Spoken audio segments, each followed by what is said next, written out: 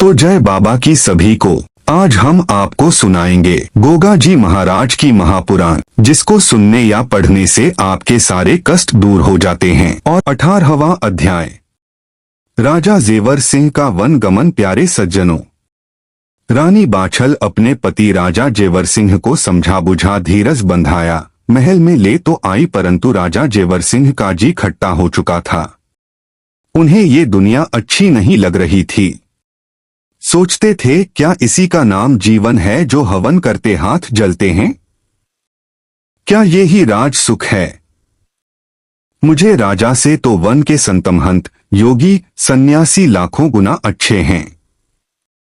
न आए की खुशी न गए का गम, अपनी नींद सोना अपनी नींद उठना।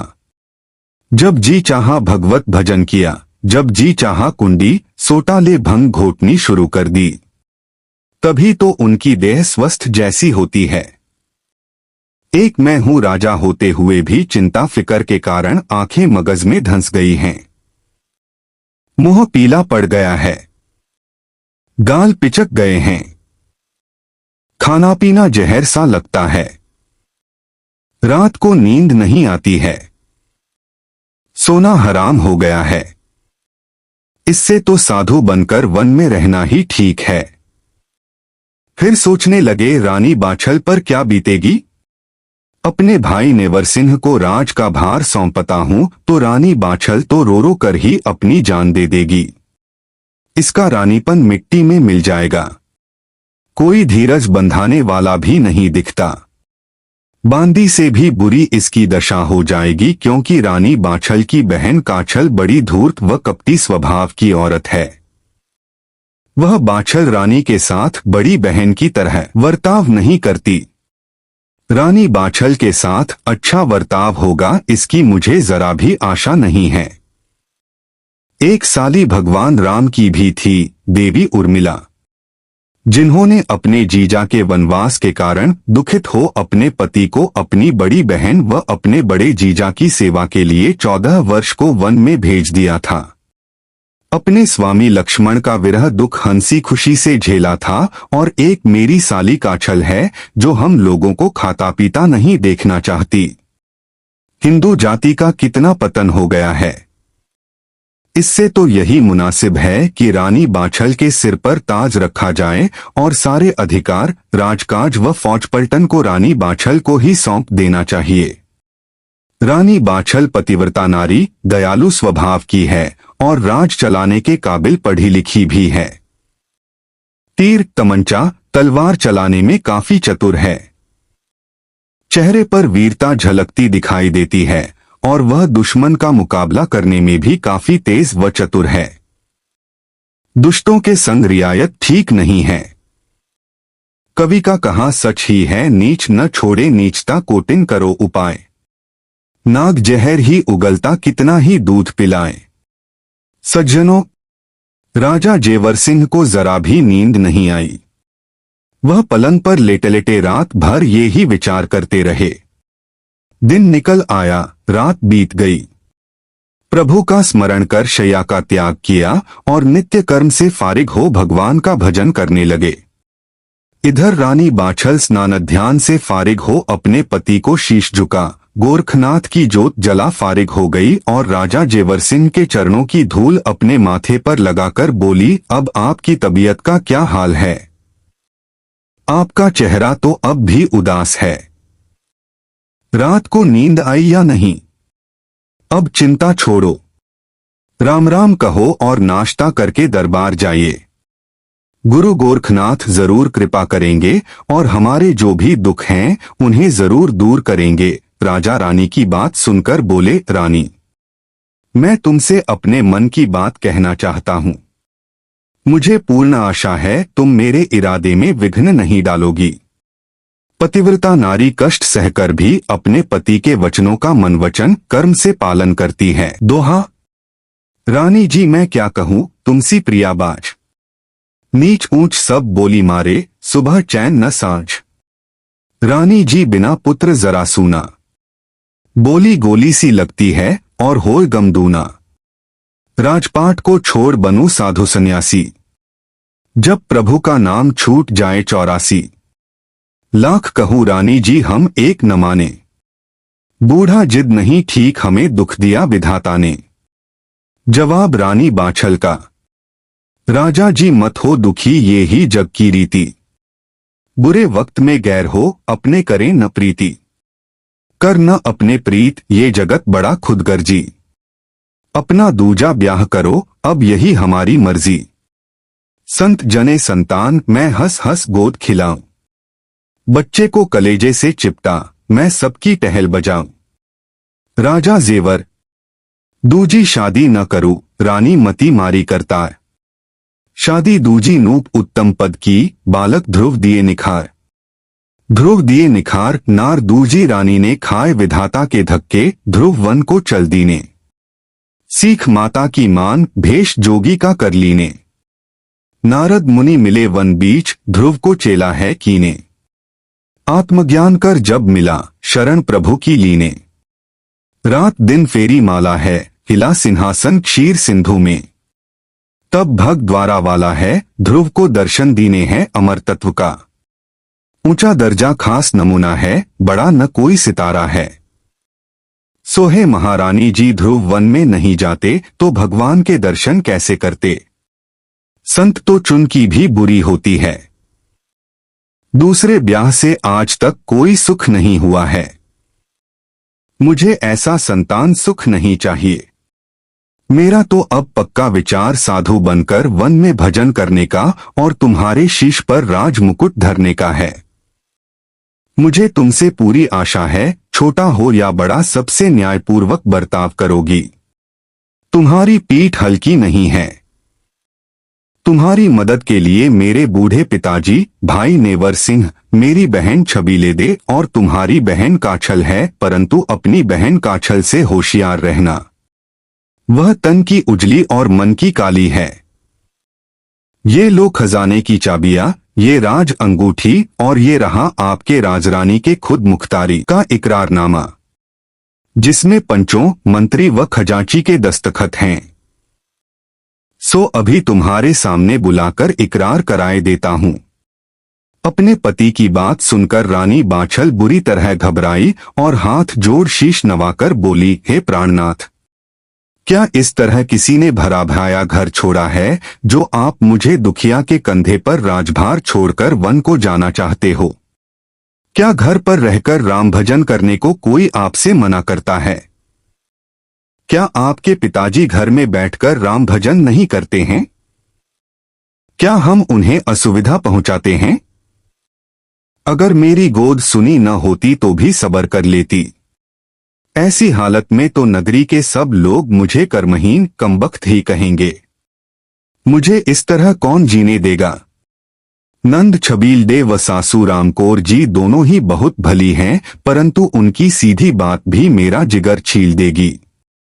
इसलिए मेरा कहा मानकर महल के एक हिस्से में अपने सन्यासीन का सब सामान धरा लो और खूब जी लगाकर तनमन से रात दिन पूजा करो जैसे आपके पिताजी करते हैं।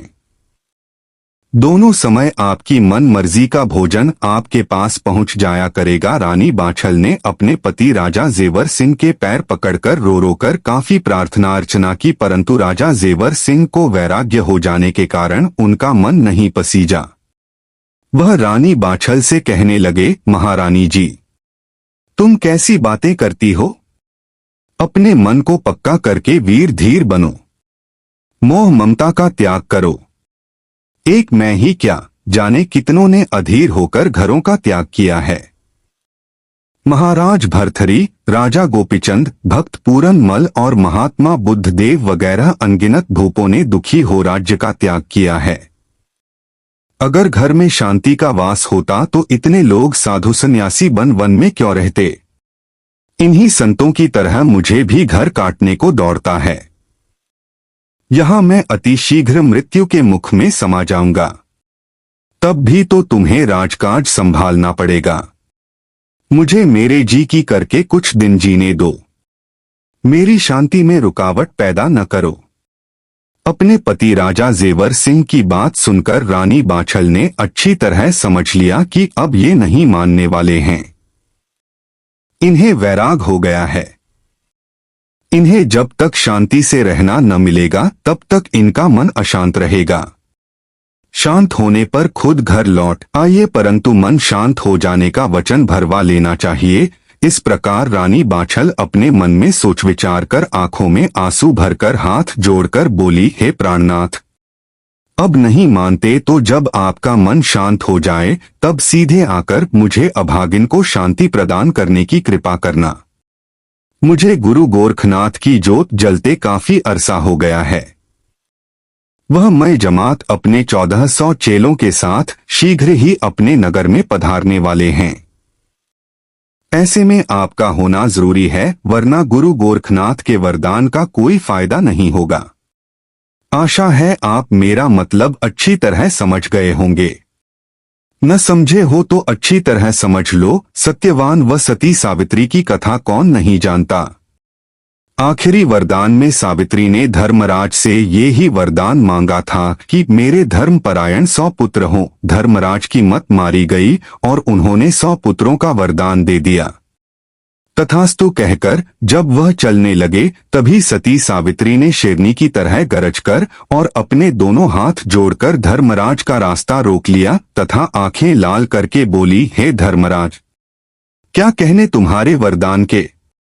छोड़ो मेरे पति को, इन्हें कहाँ लेकर चले? श्रीमान, जरा सोचें, इनके बिना मेरे 100 धर्मपुत्र कैसे पैदा होंगे? धर्मराज की आंखें खुल गई। सती सावित्री के पतिव्रत को तेज उनसे झेला नहीं गया।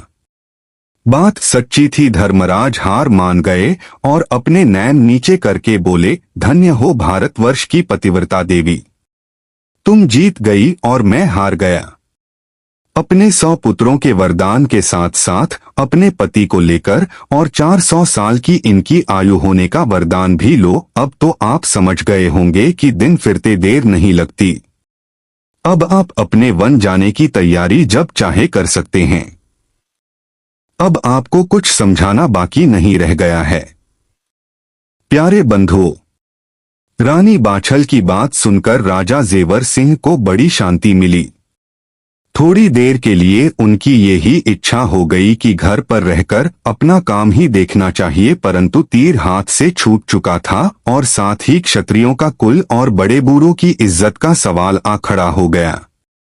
भगवान राम अपनी माता के कहने से 14 वर्षों को वन में जा सकते हैं, तो क्या मैं कुछ दिनों के लिए घर नहीं छोड़ सकता? मुझे अपना विचार अब नहीं बदलना चाहिए, जबकि रानी बाछल की भी इजाजत मिल चुकी है। इसलिए वन जाने में ही बेहतरी है। मैं हमेशा के थोड़े ही वन जा रहा हूं। 1-2 साल के लिए जब जी उगता जाएगा तभी वापस आ जाऊंगा। अपने मन को इस प्रकार धीरज दे राजा जेवर सिंह ने वन जाने की तैयारी शुरू कर दी और बस्ती के सेठ, साहूकारों, दरबारियों, मंत्री, फौजदार वगैरह को बुलवाकर सबके सामने राज मुकुट रानी बाछल के शीश पर धर दिया और वसीयतनामे पर जिम्मेदार पंच लोगों के दस्तखत करवाकर आज्ञा दी कि आज से राज्य की मालिक महारानी बाछल हैं। आज से हर मामले में इनकी ही मोहर व दस्तखत काम देंगे। राजा जेवर अपनी जनता को धीरज दे जोगिया वस्त्र पहन चिमटा झोली उठाए जब चलने लगे तो सबकी आंखें आंसुओं से तर थीं, परंतु वह शिव शिव रटते जब चल पड़े तब रानी बाछल ने आगे बढ़कर दोनों हाथ जोड़ अपने पति के चरण छूकर विनती की। दोहा, विछुड़न भारी दुख भयो, सुखो नहीं मन मोर। शीशनाथ दर्शन दियो, चंद बिन दुखी चकोर। प्यारे बंधुओं, राजा जेवरसिंह शहर, जनता, प्राण प्यारी रानी बाछल तथा सकल दरबारियों को रोता बिलखता छोड़ वन को चले गए। उनके पीछे पीछे नगर निवासी भी चल पड़े, जिन्हें राजा जेवरसिंह ने सन्यासी भेष में हाथ जोड़कर बड़ी मुश्किल से लौटाया। नगर निवासी आंखों से आंसू बहाते हुए अपने अपने घरों को लौट आए। अब हमें महारानी बाछल की सुध लेनी चाहिए। वह बेचारी अपने पति के वन जाने का भारी दुख न झेल सकी व मूर्छित हो गिर पड़ी। महल की सारी बांदी दासियां दौड़ पड़ी कि हमारी महारानी को क्या हुआ। रानी जी बेहोश हो गिर गई, इन्हें दौरा पड़ गया है। हे भगवान, हम लोग क्या करें? रानी जी अब भी बेहोश पड़ी हैं। कोई दौड़कर लवलखा उठाकर सूंघा रही है। बहन काछल, नंद छबील दे व सास रामकोर ये तीनों दहाड़ मार मारकर रोने लगीं। राजा उमर सिंह व नेवर सिंह भी अधीर हो रहे थे। काफी देर बाद काफी उपचार करने पर रानी बाछल की मूर्छा टूटी और आंखें खोलने पर सारे रानीवास को अपने सामने खड़ा देखकर बोली, आप लोगों को मेरे मूर्छित हो जाने से काफी परेशानी हुई। आप लोग मुझे आशीर्वाद दें। मैं दृढ़ संकल्प के साथ सब कठिनाइयां झेलते हुए अपना जीवन आप लोगों की सेवा में व्यतीत करूं। सज्जनों, महारानी बाछल सबको धीर बंधा गुरु गोरखनाथ की जोत जलाने में लग गई। अब हमें राज जेवर सिंह का हाल जानना चाहिए।